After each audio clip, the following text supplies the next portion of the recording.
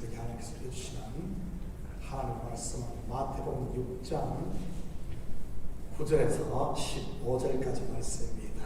제가 봉독해 보도록 합니다. 그러므로 너희는 이렇게 기도하라. 하늘에 계신 우리 아버지여, 이름이 거룩히 여김을 받으시오며 나라가 임하옵시며 뜻이 하늘에서 이루어진 것 같이 땅에서도 이루어지이다. 오늘 우리에게 일용할 양식을 주시옵고 우리가 우리에게 죄지은 자를 사하여 준 것 같이 우리 죄를 사하여 주시옵고 우리를 시험에 들게 하지 마시오며 다만 악에서 구하시옵소서. 나라와 권세와 영광이 아버지께 영원히 있사옵나이다. 아멘. 너희가 사람의 잘못을 용서하며 너희 하늘 아버지께서도 너희 잘못을 용서하시리라. 너희가 사람의 잘못을 용서하지 아니하면 너희 아버지께서도 너희 잘못을 용서하지 아니하시리라. 아멘. 좋은 아침입니다. 우리는 어제 새벽에 소위 이방인들의 기도와 성도가 드려야 할 기도에 대해 살펴보았습니다. 이방인들의 기도의 특징이 무엇이었습니까? 그 포커스가 전부 어디에 맞춰져 있죠? 바로 자기인 것입니다. 기도의 목적도, 기도를 통해 얻고자 하는 복과 영광도 전부 자기인 것이지. 그리고 기도하는 방식도 중언, 부언, 다르게 말하면 일종의 때를 쓰는 것이고요. 여러분, 세상에서 누가 때를 쓰던가요? 어린애들 아니던가요? 반면 성도가 드리는 기도는 그 포커스가 하나님이며 오직 하나님의 뜻이 이루어지기를 구하는 것입니다. 한마디로 하면 내 원대로 마시고 아버지의 원대로 되기를 원하나이다는 것이죠. 결국 성도의 기도는 내려놓음인 것입니다. 대표적인 본이 예수님의 겟세마네 동산에서의 기도와 바울의 기도를 들 수 있고요. 바울의 기도를 한번 볼까요? 고린도서 12장 7절에서 10절입니다. 여러 계시를 받은 것이 지극히 크므로 너무 자만하지 않게 하시려고 내 육체의 가시 곧 사탄의 사도를 주셨으니 이는 나를 쳐서 너무 자만하지 않게 하려 하심이라. 이것이 내게서 떠나가게 하기 위하여 내가 3번 주께 간구하였더니 나에게 이르시기를 내 은혜가 내게 족하도다. 이는 내 능력이 약한 데서 온전해짐이라 하신지라.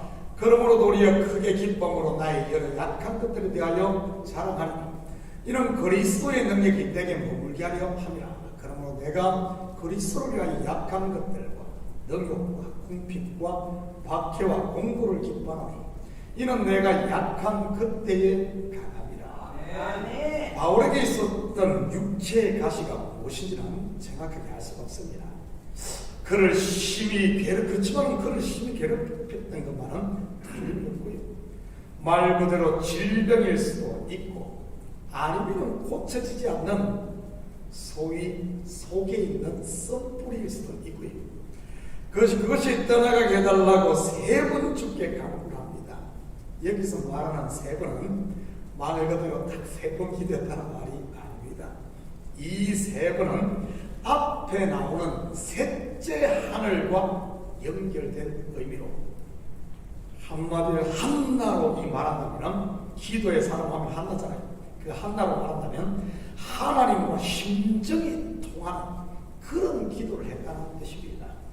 굳이 이 사도 바울의 기도에 이름을 붙인다면 셋째 하늘의 기도라고 말할 수 있는 것이지. 이런 셋째 하늘의 기도를 통해 알게 된 사실이 무엇입니까? 하나님의 능력이 약한 데서 온전해지는 이런 비밀이 얻은 겁니다. 그래서 어떻게 합니까? 바로 하나님의 뜻 그 앞에 자기의 원함을 내려놓고 순복하게 되지. 그리고 약한 곳 자기의 가시를 기쁨으로 여기고 자랑합니다.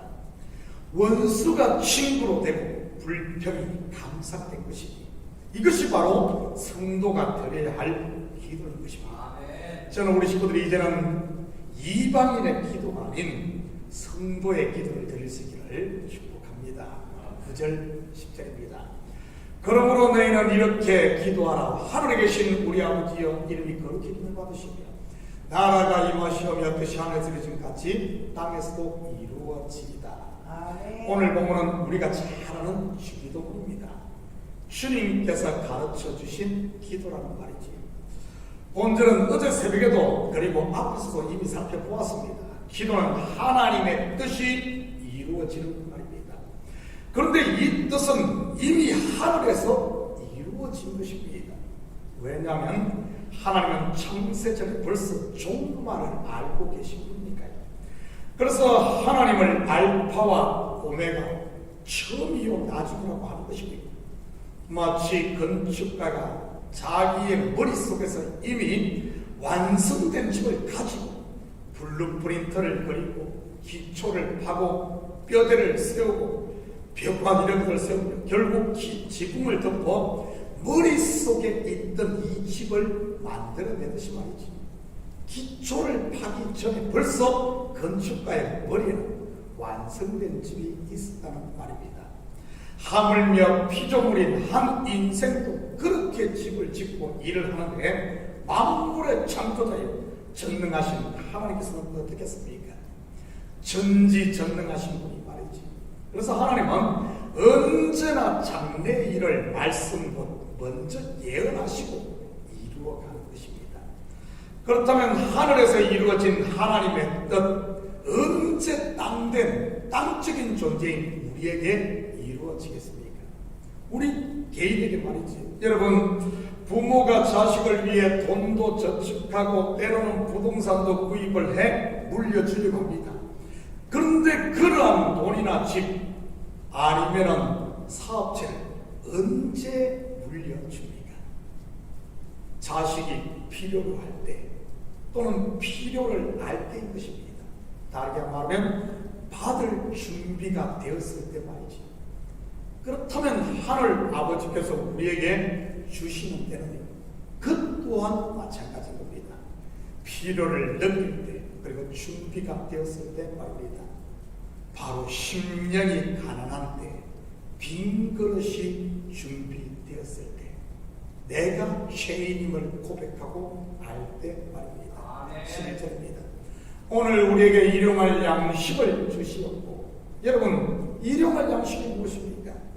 하루 밥 세 끼입니까? 사람은 밥만 먹고 못 사니 입을 탈 것, 그리고 잘 것입니까?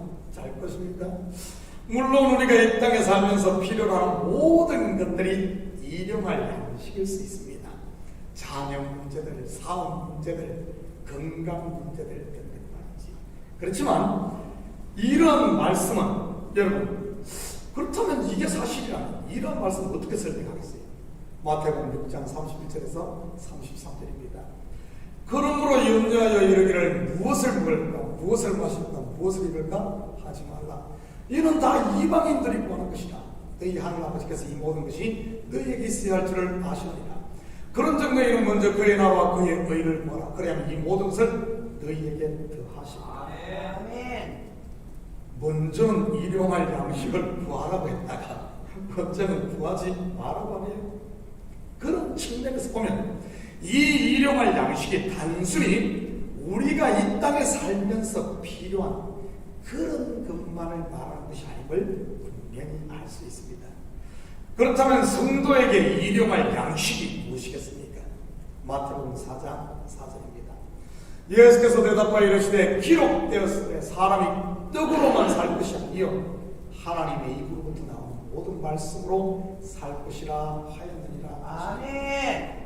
바로 하늘의 만나 곧 말씀인 것입니다. 야고보서 1장 5절입니다.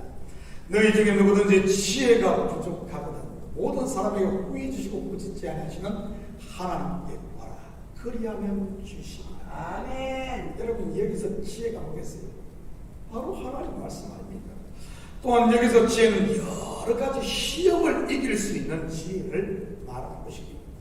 이 땅에서 성도로 산다는 것 그 자체가 시험 아닙니까? 마치 물결을 거슬러 올라가는 연어와 같다고 할까요? 모두가 넓은 길, 넓은 문으로 들어가는데 성도는 좁은 길, 좁은 문으로 들어가야 하는 말이지. 세상이 모두 움켜쥐기 바쁜데 성도는 내려놓아야 하니 그 또한 세상과 역행하는 것이고요. 죄송합니다. 하나님의 지혜 곧 말씀과 성령의 인도가 없이는 여러분 나도 모르는 사이에 세상 풍조에 휩쓸릴 수밖에 없다는 겁니다. 양식 곧 음식이 몸에 에너지를 공급하듯 하나님의 말씀이 우리의 영의 능력을 더하여 계속 세상과 역행의 풍조로 떠내려가지 않고 하나님께로 갈 수 있는 것입니다. 저 또한 하루를 사는 이런 힘의 원천이 이 일용할 양식 하나님의 말씀인 것이고요. 우리 모든 식구들이 매일 일용할 양식을 위해 영적으로 배부를 수 있기를 축복합니다. 여러분 갓난아기 배고프면 어떻게 하던가요? 계속 찡찡거리지 않던가요?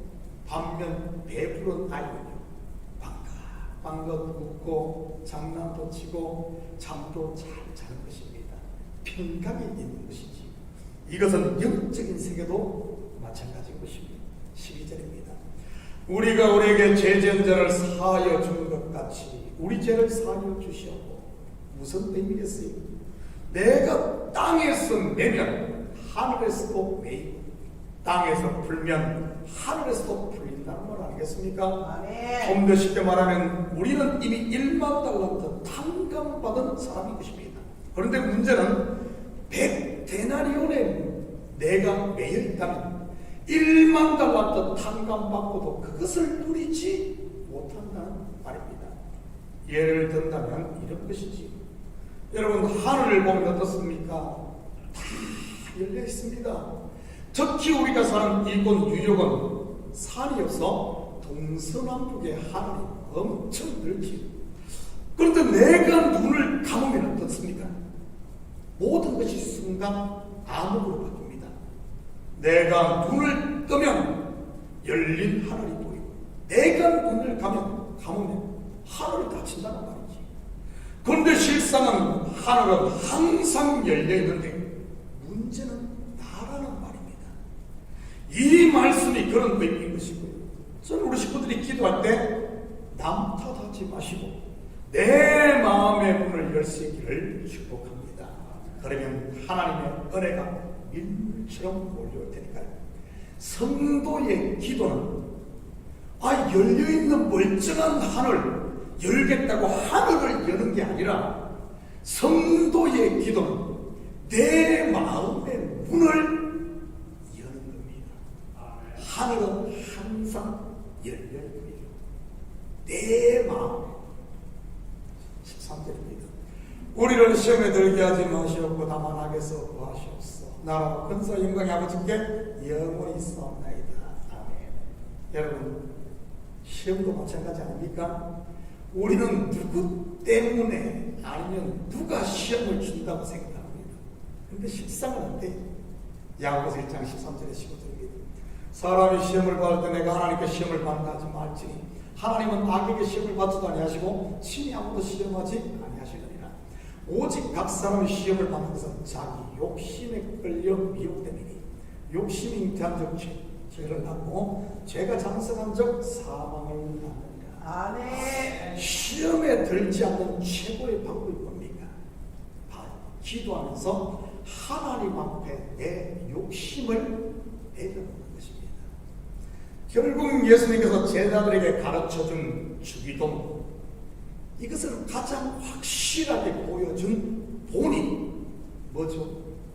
바로 잡히시기 전날 밤 드렸던 예수님의 겟세마네 기도인 것입니다. 그 기도의 핵심이 뭐죠? 내 원대로 하시고 아버지의 원대로 되기를 원하나이다. 아멘. 내려놓음입니다. 성도의 기도는 내려놓음이요. 이방인들의 기도는 어떻게든 때를 써가지고 쟁취하려 하는 것이라는 말입니다. 그 기도 예수님께서 그 기도를 마침으로 하나님의 뜻이 하늘에서 이루어진 것 같이 땅에서도 온전히 이루어지므로 영광 받으시는 것 아닙니까? 사랑하는 성도 여러분, 이 새벽에 기도할 때 주님이 가르쳐 주신 이런 성도의 기도를 하고 오늘 하루의 삶도 하나님의 나라가 우리 가운데 임하고 하나님의 뜻이 하늘에서 이루는 것 같이 땅에서 이루어지는 이런 복된 하루 되시기를 예수님의 이름으로 축복합니다. 같이 기도합니다. 사랑의 아버지 하나님, 참으로 감사를 드립니다. 주는 구원하며 떼쓰는 이런 어리석은 이방인의 기도 이제 그만하게 하시고, 아버지 하나님, 하나님 앞에 내 마음의 문을 열고 하나님의 뜻 셋째 하늘에 들어가면 그 뜻 앞에 모든 것을 내려놓고 하나님의 나라가 우리 가운데 이제는 임하는 이런 하나님 나라를 누리는 저희들에게 도와주시옵소서. 감사드리며 예수님의 이름으로 기도드립니다. 아멘.